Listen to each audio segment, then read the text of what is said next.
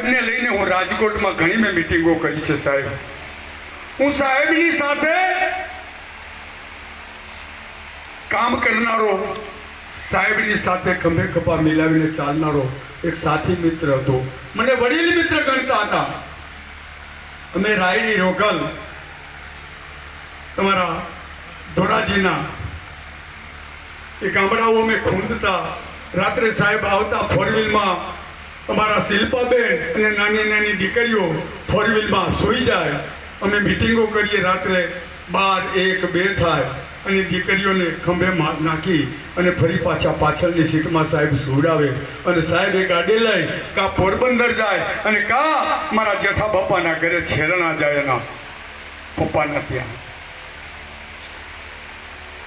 એને mission pay back to society doctor Baba Saheb આંબેડકરે તમે જે સમાજમાં જન્મ્યા છો એ સમાજ ઉપર તમારું ઋણ છે ને ઋણ ચૂકવવા માટે બાબા સાહેબે મિશન પે બેક ટુ સોસાયટીની વાત કરી હતી. અને મિશન પે બેક ટુ સોસાયટીને ઉજાગર કરનાર કોઈ હોય આ ગુજરાતમાં તો એ પોરબંદરની ટીમ અને એમાં અમારા જે જોગદિયા સાહેબ હતા.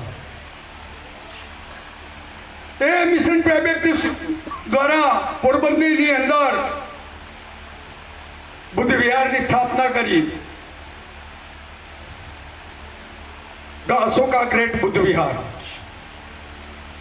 અને ત્યાં આપણા 15 થી 17 હજાર, આ સાહેબની હયાતીની વાત કરું છું, 15 થી 17 હજાર આપણા યુવા યુવતીઓને ત્યાં નોકરી માટેની જે કાંઈ ટ્રેનિંગો આપવામાં આવતી એ મફત રહેવા અને જમવા અને ટ્રેનિંગની સુવિધા જો કોઈએ પૂરી પાડી હોય તો જે જોગદિયા સાહેબ અને એમના ટીમના મિશન પે બેક ટુ સોસાયટીના સાથી મિત્રો વાઘેલા સાહેબને વગેરે હતા.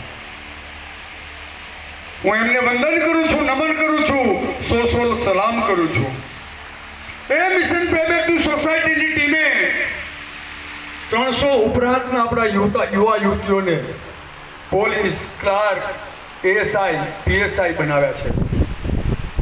આપણા ઘરમાં પરિવારમાં એક સભ્યને આપણે નોકરીએ લગાડવો હોય તો તોળેદી તારા દેખાઈ જાય છે. આજે એટલા માટે એને યાદ કરીએ છીએ. અમે એક માંડવો હતો, મારે એ પણ વાત કરવી છે. ચલાળામાં માંડવો, અહીંયા અમારા રામભાઈ રહે છે, ચલાળાના જ છે, રામભાઈ રાઠોડ, આ જ સોસાયટીમાં અમારા સાથી મિત્ર છે.